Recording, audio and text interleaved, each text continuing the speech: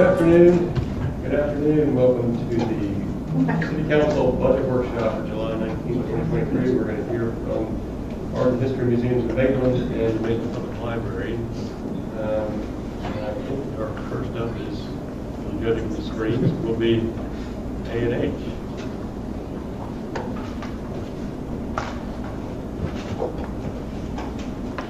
Well, thank you guys. Shoot quietly up here while you. Oh, okay, good. Well, thank you so much for the opportunity to present our 2023 budget request. I'm Danielle Thomas. I'm the Executive Director of the Art and History Museums of Maitland, and I appreciate the city's support of our site and our programming.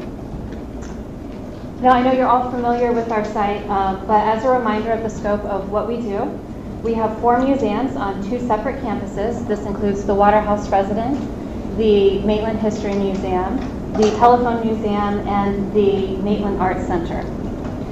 And our properties have both local and national significance. The Maitland Arts Center was named a National Historic Landmark in 2014 for its Mayan revival architecture. And to give us greater context, of the 95,000 sites that are on the National Register of Historic Places in the country, only 2,600 or 3% of them are National Historic Landmarks. There's only 45 of those landmarks in Florida, and there's only 1 in the 4-county area, and that's the Maitland Arts Center.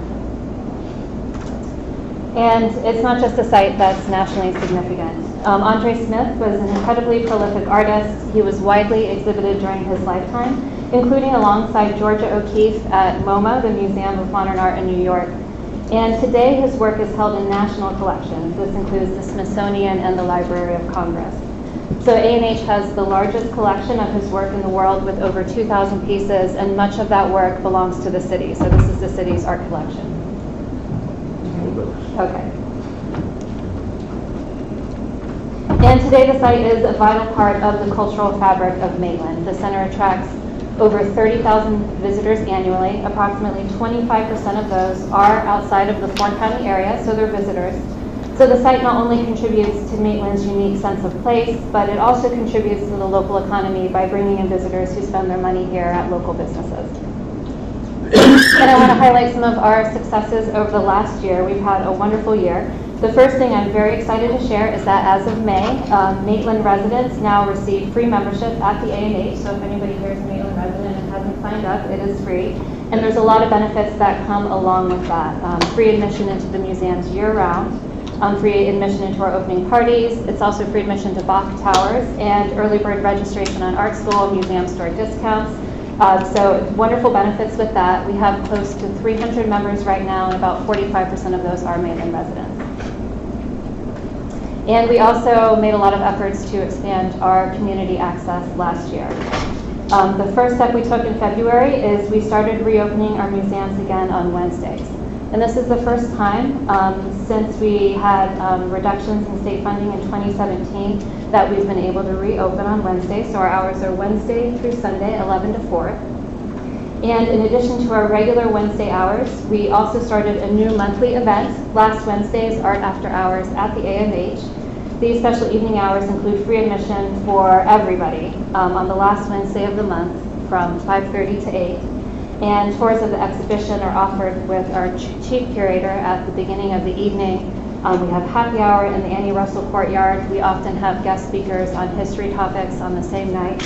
Right now we're seeing about 50 attendees at each of these events, and we expect it to continue to grow.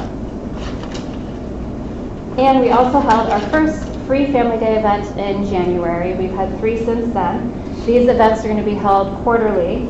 They provide a free hands-on art or craft activity along with museum admission for the entire family. And we had 160 guests at our June event, which was great to see. Our next one is scheduled for October. It's going to be history themed. It's going to be held out at the Waterhouse Residence Lawn, and we're going to have Victorian themed crafts, so it'll be a lot of fun for those of you who have kids or if you just want to make Victorian crafts. It's going to be a really good time. And we also started offering Little Creatives and Me, which is a free monthly event for babies, toddlers, and their caregivers. So these events are held on the 3rd Wednesday of every month in our main garden. They include songs, story time, a craft activity, and a snack. And in addition to our expanded family programming, we also made efforts to increase our overall levels of accessibility for the community. Our main brochures and campus signage are being translated into Spanish, and all of our exhibitions now have a Spanish language guide that is available for visitors. And we've also focused on improving accessibility for members of the disabilities community as well. This includes adding detailed image descriptions for the blind and other users of screen readers for digital content, and the development of internal standards for online and print copy to increase comfort for low vision, dyslexic, and autism spectrum audience members. And we made great strides this year in the overall preservation of the site and promoting the legacy of Andre Smith. In the fall of 2021, the center hosted a preservation intern from the U.S. ICOMOS International Exchange Program. Prajakta Deshpande, who came to us from India, is a preservation architect, and she created a conservation report for the entire site, which will be foundational in our ability to begin seeking national grant funding for the long-term restoration. And I'm very excited to announce that the center submitted a proposal to Arcadia Publishing for a history book about the history of Andre Smith and the research studio, and the proposal was just accepted 2 weeks ago. So this will be the first time any of this information will have been put in print. The book will act as a biography of Andre Smith and a history of the research studio. It'll have color images of Andre's artwork, which again have never been published before, as well as historical photos of the site from our archives. So the staff will be working on this project during the upcoming year, and we anticipate a publishing date of early 2024. In addition to that, the center also nominated Andre Smith for inclusion into the Florida Artists Hall of Fame. We submitted that nomination last month. Smith has been nominated several times before. The last year was 2008, so this is the first time he's been nominated since we received the National Historic Landmark status, which I think will add a lot of weight to the application, and we should find out those results this fall. And I know I recently spoke to all of you about another very special project we've been working on, but I do want to mention that we're continuing to make excellent progress for the new education classrooms. The project is made possible through a generous legacy gift from a longtime supporter, Q Throb. In addition to the gift that we received last year, we did recently learn that the center is the main beneficiary of her estate. So all of those funds will be used towards these buildings. So we'll find out once we get farther into the building plans how much we'll be able to do with the first round of construction. Then we will be making the official announcement as soon as the initial elevations are completed within the next 2 months.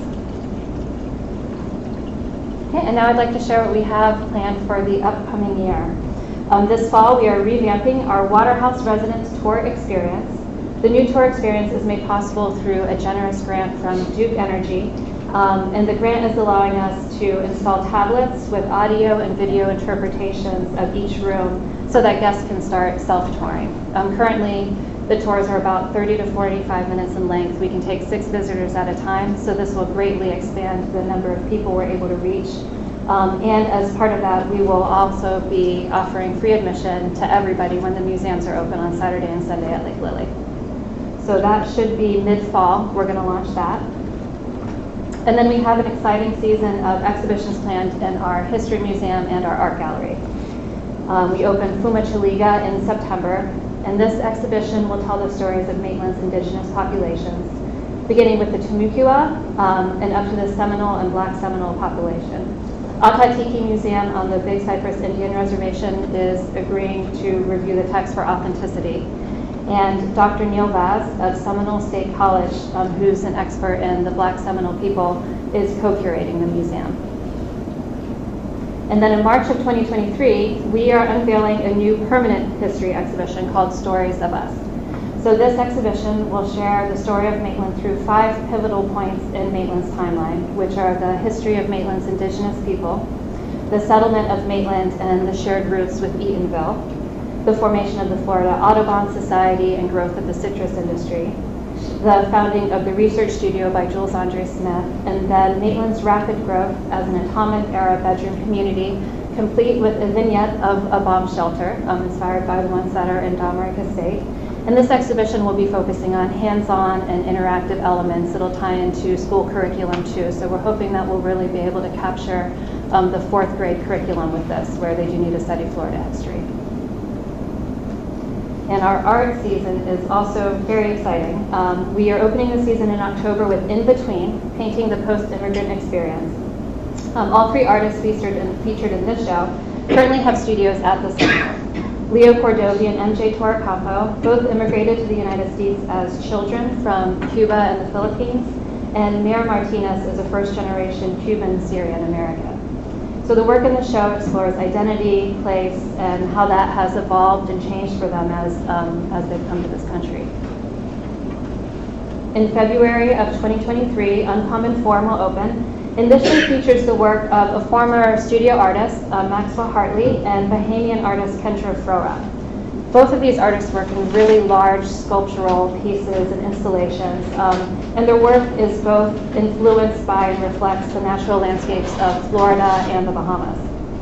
Maxwell Hartley is a local artist, and Kendra is a Tampa-based artist, but her work has been exhibited globally, including in France, Haiti, Andorra, and in the Bahamas. And in April, we opened Uncommon Light, which showcases the work of 2 New York-based abstract painters, Elizabeth Condon and Carol D'Inferno. You may have heard those names from us before. They're both former resident artists. Each of them has completed 2 residencies at the site. And their work explores memory and history through color, light, and form. And Carol's work in particular focuses on Maitland's history and geography through abstract expression. And the middle image up there is a work that she just created this spring when she visited us. It's inspired by the main garden in the campus. Our summer exhibition, which opens in June, is Common Faith.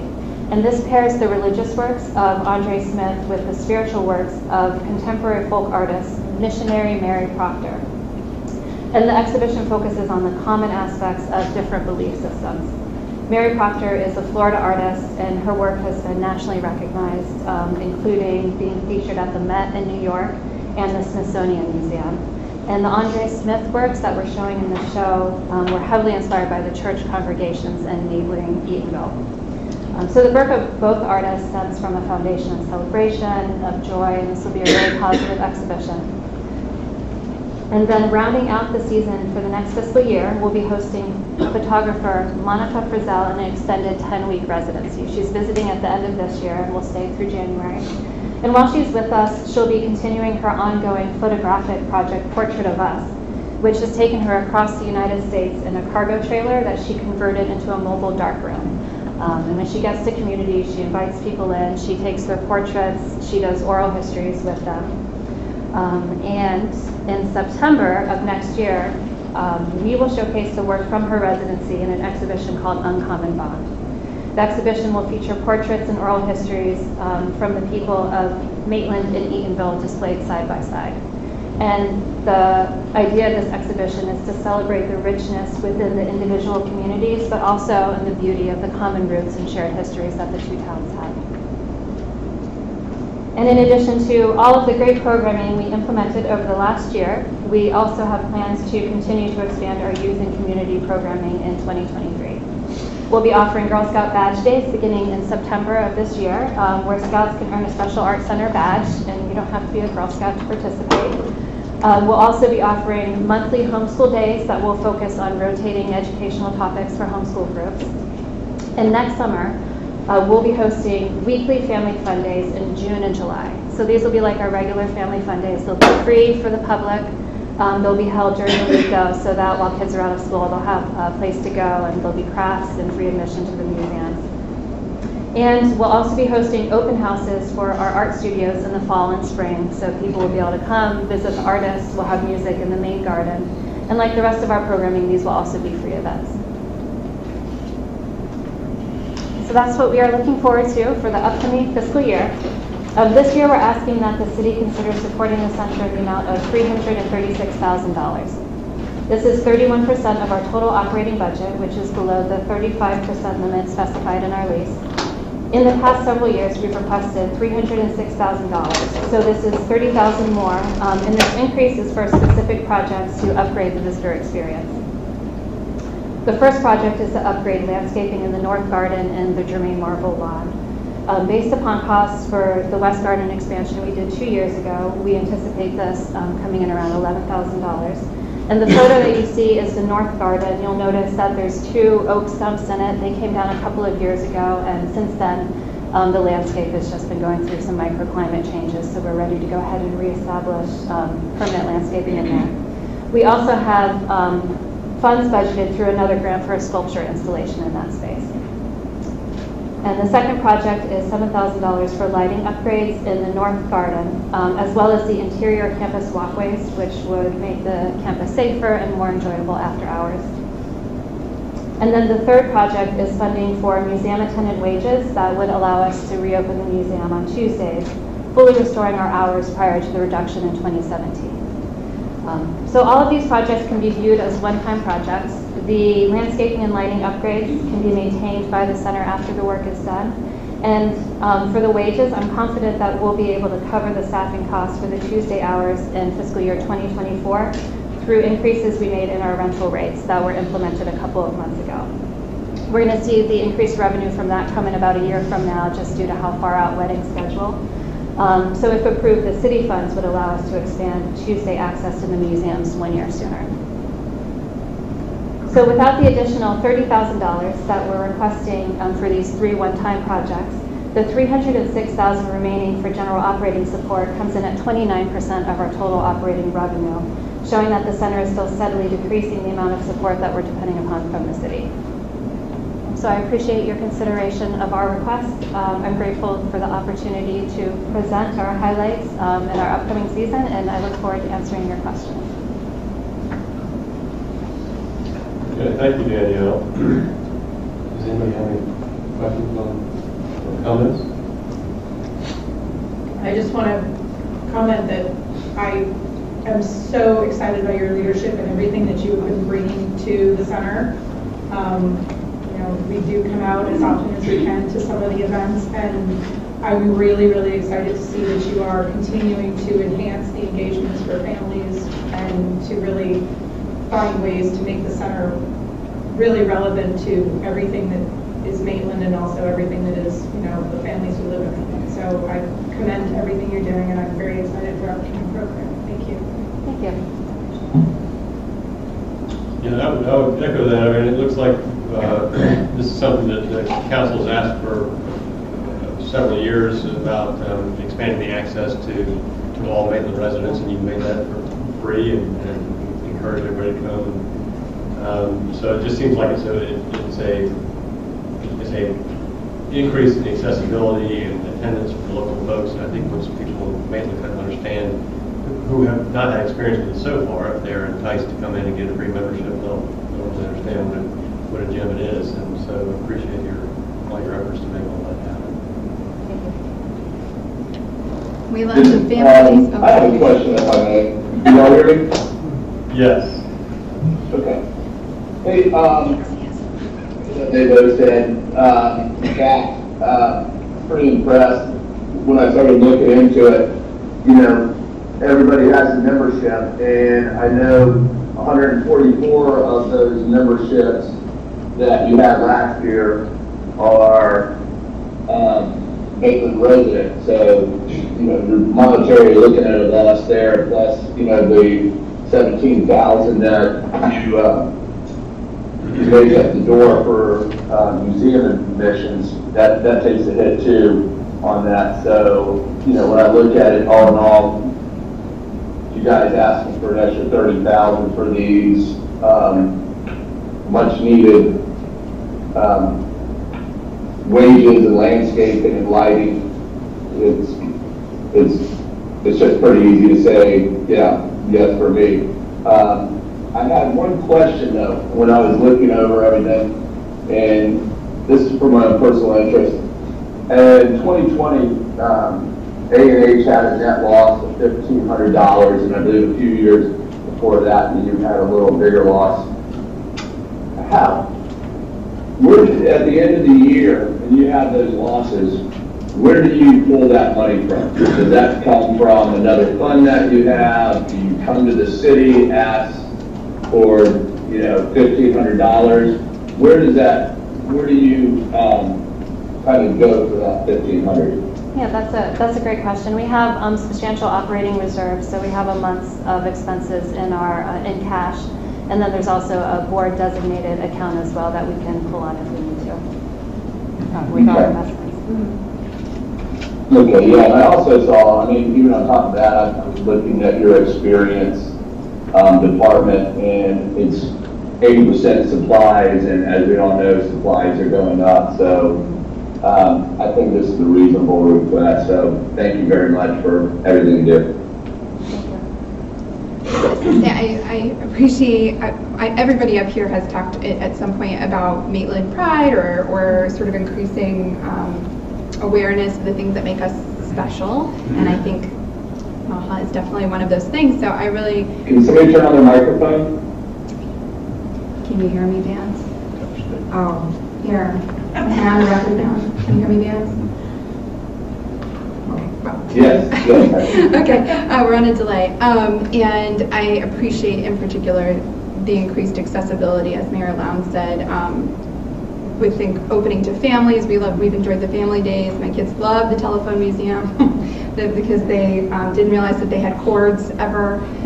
So that's a fun thing. And the novelty of paying to call is also exciting to them. So.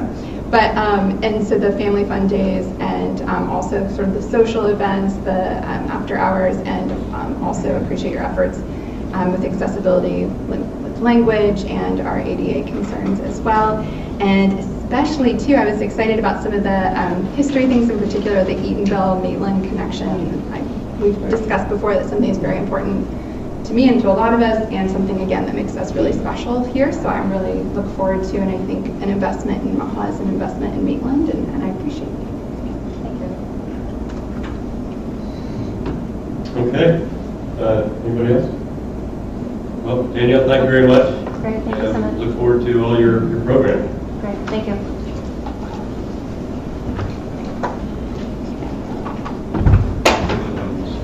Next up would be Maitland Public Library.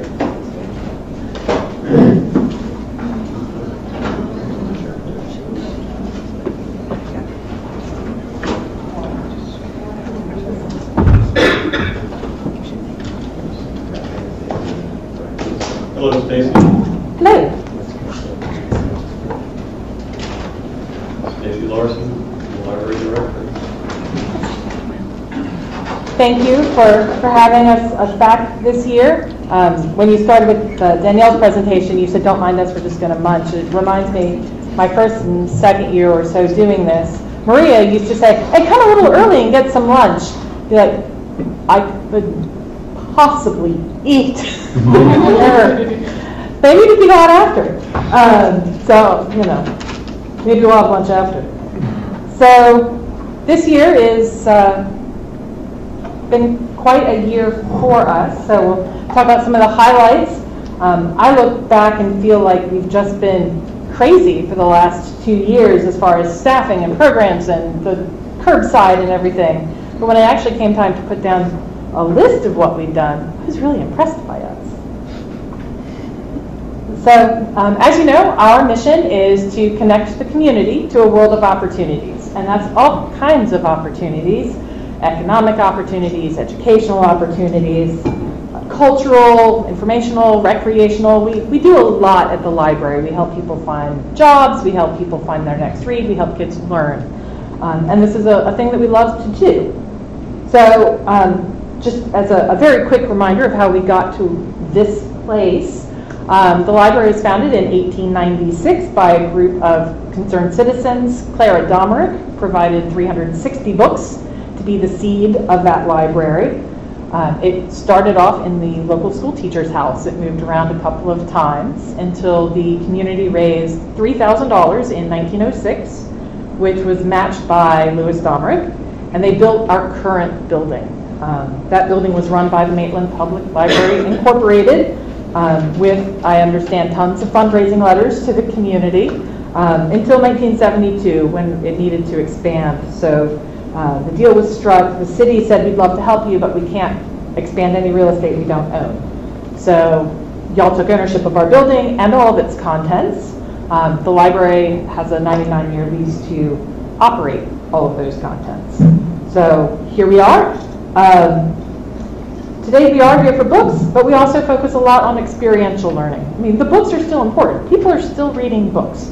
For all you see in the news, oh, nobody's reading anymore. Honest, people are still reading. We have over 100,000 books a year. Leave our building and come back after somebody has read them. But they also come for our classes, and we have classes for all ages. So we'll talk about some of those. In the last year, one of the things that's really taken off has been our digital reach. It's not even so much people coming into the building. But in fiscal year 21, we had 345,850 visits to our website, which is a lot of visits to our website.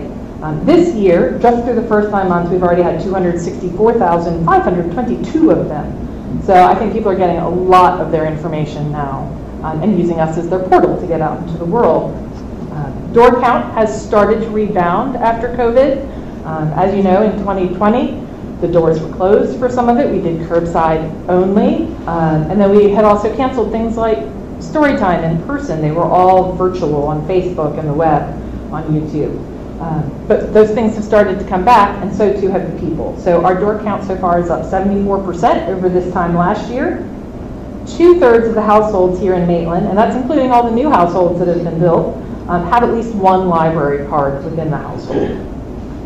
Last year we had 382 programs for all ages with 5,066 attendees.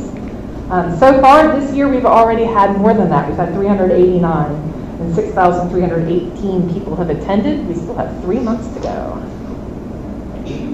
Some of the cool things we have been doing for youth, we have brought back our story time. During the worst of the pandemic, we were virtual only. It was recorded. We posted it on YouTube. We posted it on Facebook. We started back with 2 weekly story times on Tuesdays and Thursdays. Through the winter and early spring, we did an outdoor story time as well, out in our courtyard once a month. When it got to be too hot to do that, we brought that outdoor story time back into our building, so we were back up to 3 weekly story times, Tuesday, Wednesday, and Thursday. As you see, we have an adorable picture. Your Robert took this one of somebody enjoying a story time just last week, I think, with the cookies with the first responder. So the police and fire were there, and clearly their audience was absolutely enthralled.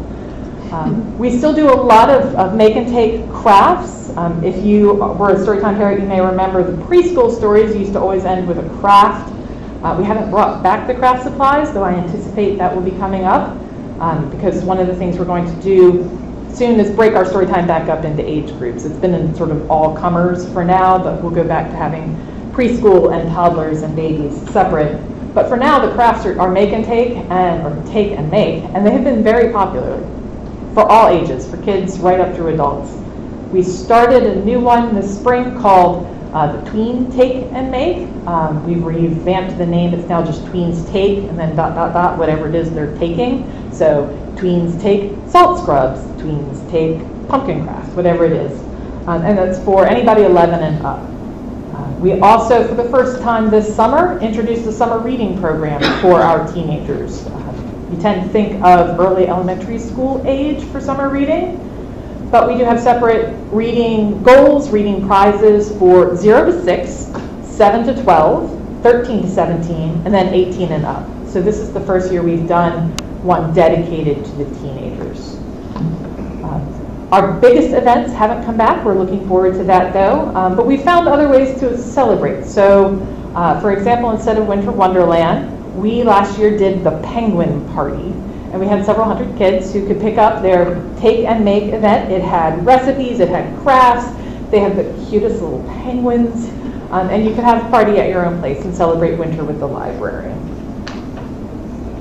So last summer, we had 2,500 kids participate in our various summer reading events. We are still in the midst of summer reading now, so I don't know what the final numbers are. Adventures with Books returned this year. That is our homeschool group. They meet on Thursday afternoons. Any homeschool family is welcome to attend, and we do some curriculum enhancement, and it's an opportunity to do group events, work on that. One of our board members, Maria Hannon, actually hosts this event. We do it every Thursday afternoon during the school year. Also introduced Book Talk. If you look there, the logo looks a lot like TikTok. Apparently, this is a thing on TikTok. I'm sorry, I don't TikTok. I'm not quite that cool. But for those who do, there are book talk discussions out there. So we are capitalizing on that, and we have a teen book club focusing on a book that's currently popular amongst the teens on TikTok.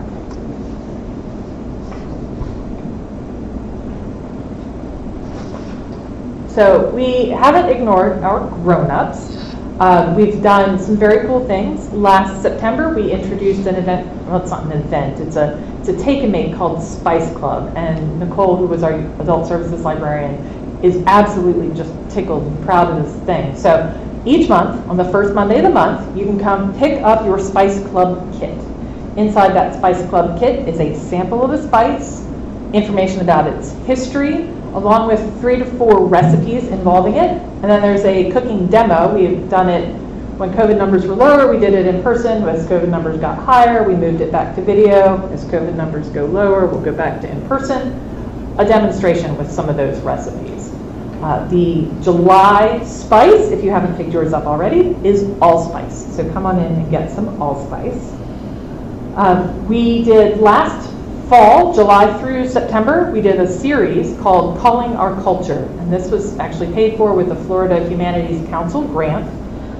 Each session of this series featured a local historian or anthropologist, and they did different talks focusing on some of the underrepresented communities here in Maitland. Not all of them underrepresented.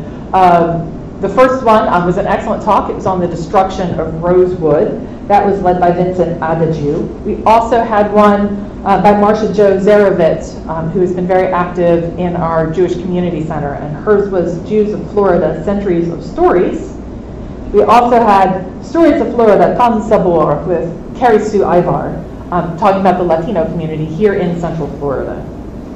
So all 3 of those were very well attended. One of the cool things we did with that, you remember when we met last year, we had just started doing hybrid events. We had gotten a grant from the Betsy and Charles Fulmer Fund at the Central Florida Foundation to pay for a Zoom cart. So it's got a television, a webcam, a microphone, and we now do all of our book clubs hybrid. So you can attend in the room, you can also Zoom in, and we did all of our Calling Our Culture events that way as well. We still offer our writing workshops regularly by Zoom. The Poetry Coffee House is still quarterly. For a long time, we did them entirely by Zoom, but this April, starting with our poetry contest event, we have taken that hybrid as well. So families who wanted to come in person could do so, and poets who wanted to attend from afar could do that. We have craft classes almost every week. The exception is the 4th Tuesday when we have a book club instead. Those craft classes fill up pretty much instantly and stay full throughout the month. We do meditation weekly. We have a class, it started last September, it's been repeated regularly. It's a ukulele class. It started just for 55 and older. It was part of the CFC Arts program that they have dedicated to arts for seniors. It is expanded. Ukulele is now ukulele for all adults. And Kim Tracy will be delighted to know we're working on ukulele for children. We're working out how to get that funded, because this is all funded actually by CFC Arts. So it depends on their ability to get a grant and a teacher for children. As I said, our web hits have just gone insane, and that's because we have an excellent library available 24/7. You can download books, magazines, and audiobooks from our website. You can read the New York Times at no cost if you go through our website. We also have Mango language learning. We have the Florida Electronic Library for research and homework purposes, and novelists to help you find your next great read. So looking ahead, some of our goals for the coming year, more experiential learning. We had a lot more classes pre-COVID. We're bringing those back. We just had a new public services librarian who does adult programming She started on Tuesday, so she has already hit the ground running and is working on August planning. We have had such popularity with craft classes. We're going to try to focus on that. As numbers come down, we are ready to bring back our cooking demonstrations. As I mentioned, Nicole Torres was our public services librarian. She is now our youth services librarian. And one of the things she's most looking forward to, we will be introducing a bilingual story time this fall. That'll be in addition to the existing slate of story times. We're also looking into doing a sensory story time. So more story times to come. As things get better, we'll start bringing back some of our bigger scale events in person. Things like the Storybook Tea Party, Winter Wonderland. We look forward to these things coming back with a vengeance. Things like Astronomy Week in the winter. So we'll continue building on our existing relationships with the Rotary Club, the Women's Club. We've been working with art and history lately. We have in our courtyard a fountain that was given to the library in 1955 by the Domerick family. It was purchased by Clara Domerick to commemorate the founding of the Florida Audubon Society. Why they gave it to the library and not the Audubon Society, I cannot answer. I was not there in 1955, but they gave it to us. We think it's a Tiffany. So we are working on finding that out. Unfortunately, all of Tiffany's records were destroyed. So we have to go, hopefully, with the Domerick records. And we are working on that. We've been working on a library history project and working closely with A&H on the research for that. We hand out art kits for the Rollins Museum. They will be at the library this weekend doing printmaking for kids. So if your kids aren't registered yet, they should register online. The Audubon Center is making some surprise visits this summer as they train a new handler for Frank the Eagle. And we've worked with some of our local nonprofits like Save the Manatees and the Florida Wildflower Foundation. So, and of course, our other big focus has been preparing for the new space. So we're working on that. People ask me all the time, where are we on that? So, where are we on that? As Mark mentioned last night, the city is preparing a request for qualifications to get a facilities master plan. Part of the reason we are doing that is Sharon and I met with John Shraska from Every Library back in March. Mark and Sharon and I have met with him before. Every Library is the first and only national political action committee that serves libraries, and that's all they do is library advocacy. They help public, school, and college libraries with any of their political actions, whether it's a referendum for new construction or working on a bill like, say, to prevent the one in Idaho where they were going to arrest librarians for making book suggestions. This is what Every Library does, and that's all that they do, and everything they do is pro bono. So this is a very nice resource to have, especially because they can do all the political yes campaign stuff that we can't do as a 501c3, and they cost no money. So when we met with John in March, he encouraged the city to proceed with getting a facilities master plan, and the board of trustees of the library is working on creating a master list of stakeholders. That's going to be movers and shakers in town, HOAs, community groups, everybody that we can reach to talk about this new library. And once we have that list, and y'all have the facilities master plan, that's when we can start doing focus groups and working on, like, refining the actual design. So we want to make sure we have the design, at least a good outline of the design, before we hit the focus groups, so we can avoid all of the concerns that people have that may just be rumor or they're not really founded in reality. I have a lot of people tell me their opinions about our neighbors, for good or ill. And so we want to show them what Maitland really deserves in a new library. But also eliminate things like, oh, we're going to have, 15,000 square feet of meeting room space. I don't want to run a convention center, so we'll be able to show people a realistic idea of what the library needs and what Maitland deserves. So that is where we are. Once we have that facilities master plan, we can move to that next step. But John is ready and willing to help us whenever we and you are ready. So this year, I want you to focus on the top number, 793,200. That's not the check I'm asking you to cut, but it's the number I want you to feel in your heart, because that really is the total city contribution. The reason I'm asking for a check of 730,200 is because we had some funding reserves. We've had a lot of staff vacancies over the last 2 years. I counted them this morning. We've had 9 librarian vacancies in the last 2 years.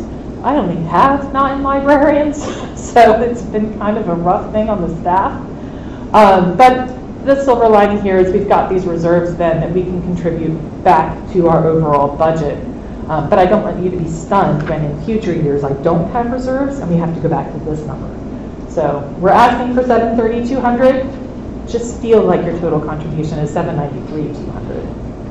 That is an increase over last year, which is an increase over the year before. But remember, the year before we gutted the budget in an effort to be cost conscious, not knowing what COVID was going to do to us.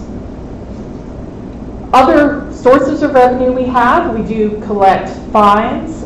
Fine revenue has never rebounded to what it was pre-COVID, but it is a little bit higher than it was last year. So we are expecting about 9,300 in fines this year. State aid is not good, so you should talk to your legislator. We are at the absolute minimum amount of state aid statewide to get national matching funds. It's about 24% of what state aid would be if it were fully funded. For us, that gets us about 14,000 next year is the estimate.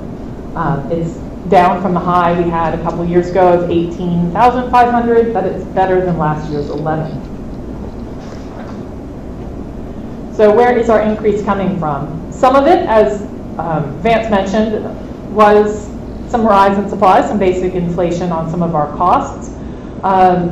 Things like books haven't really started to increase in price yet. I'm sure that is going to start coming, but we don't have any indication that that's in our immediate future. So we have left our book budget to be quite similar. We have some known costs. Our health insurance is up only 5%. Our catalog and database costs are all just up a little bit. The biggest thing is salaries and wages. As you know, approximately a third of my staff currently makes less than $15 an hour. 6 of them make currently less than $11 an hour. So we have to go up each year already just to keep pace with minimum wage. And then with the high cost of inflation, the 50 cents an hour that we have built in for everybody else doesn't look nearly as appealing. Sharon and I talked in April about what on earth the plan could be, because I've always just sort of winged salaries.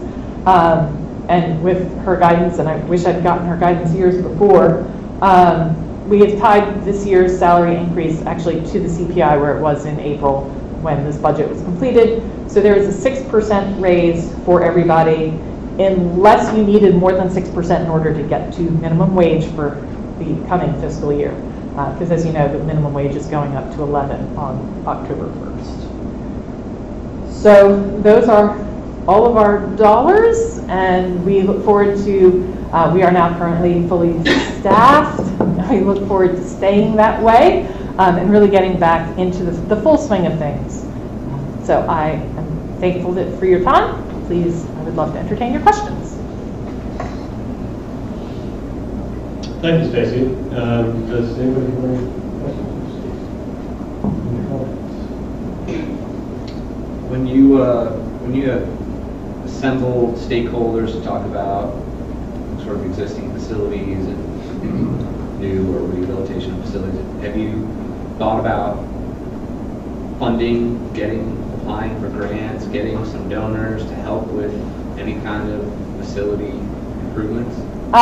We have. There are state construction grants, though they have been cut from the budget, I think, every year for the last 5 years.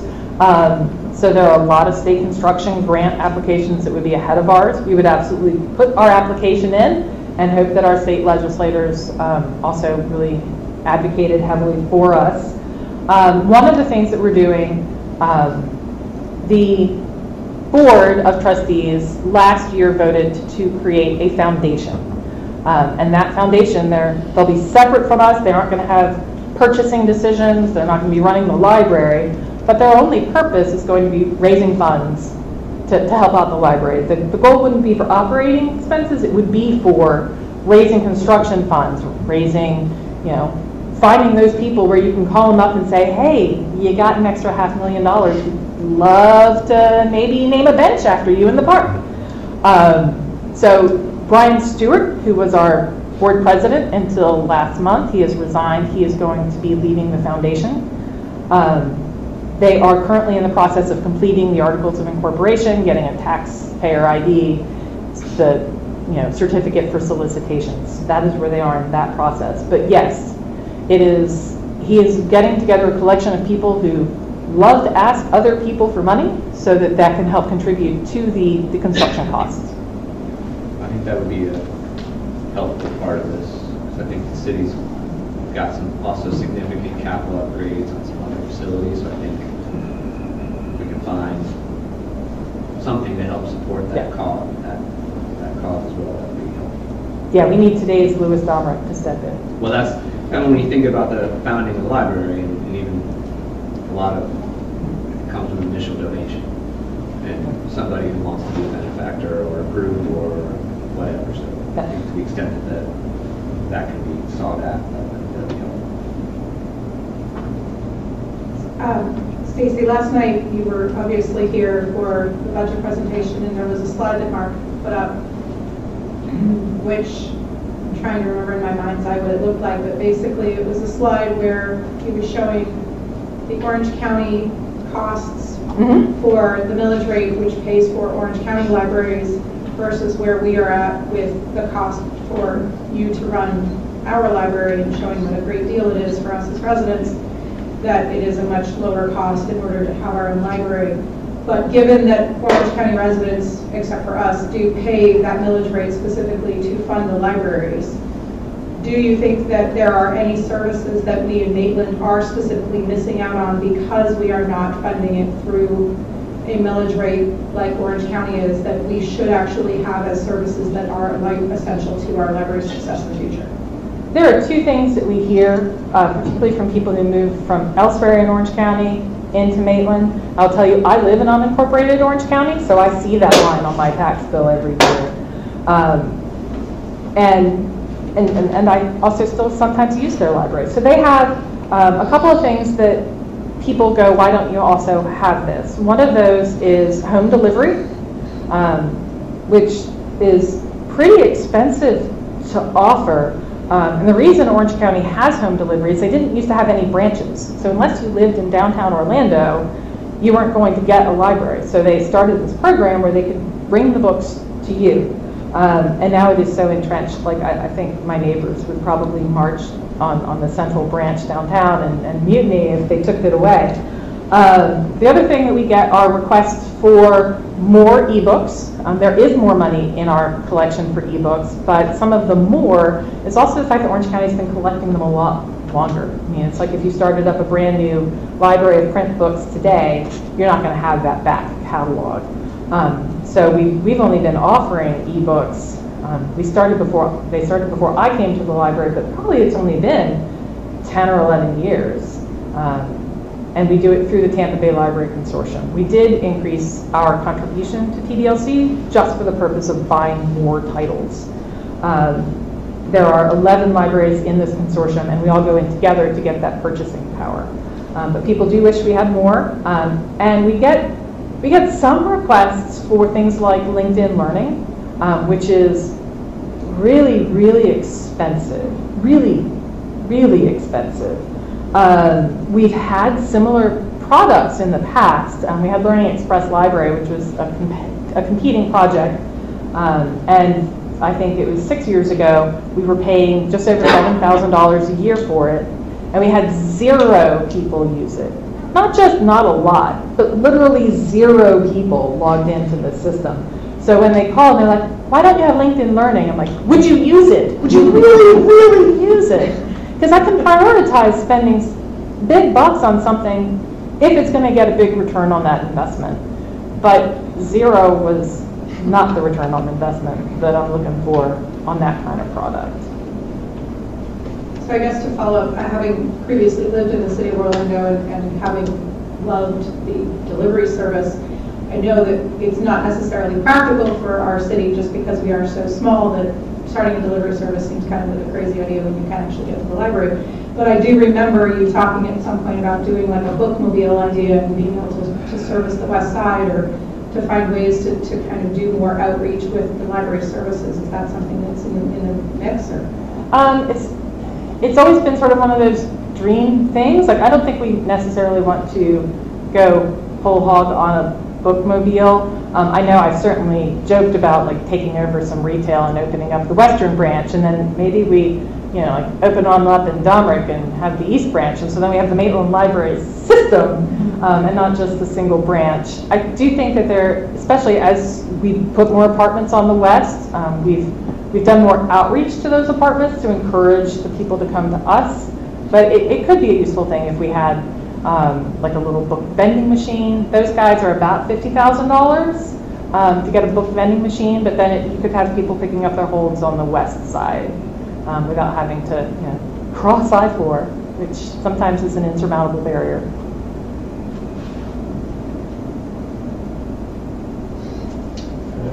Anybody else?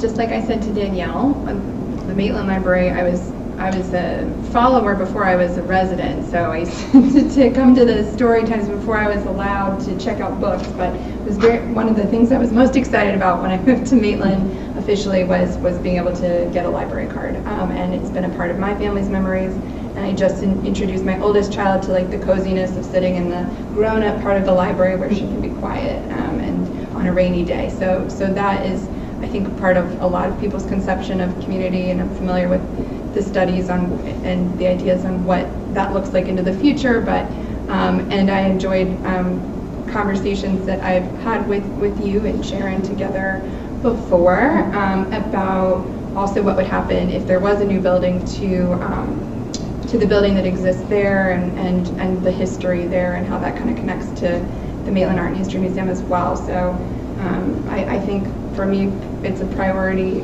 for our city. Again, I think it's an investment in Maitland and our history and our community. So, and I appreciate you. Thank you. Like as we've talked about in the past, I do think that knowing what you're going to do with the existing building you own is going to be an important selling point as we get up to a referendum stage.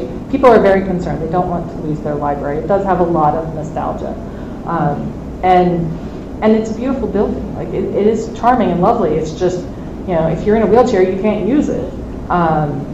And if you talk to the guys in the facilities department, there are things that make them cry. I mean, it's a rough building sometimes. But it's still important, especially to people's hearts. So that's definitely going to be something that you as the decision makers will want to make sure you keep on that radar.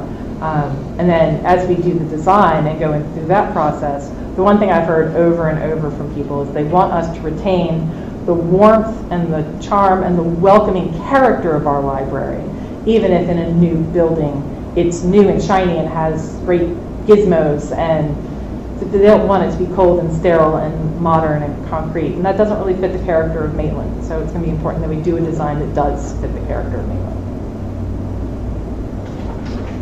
Okay. Well, Stacey, I would just say that I appreciate all the energy you bring to all the programming and the creative approach you have to all the programming and engaging people all across the spectrum of ages and cultures, and it's just a great asset for the community. Thank you for all. Thank you. And with that, I think we are done. Thank you very much.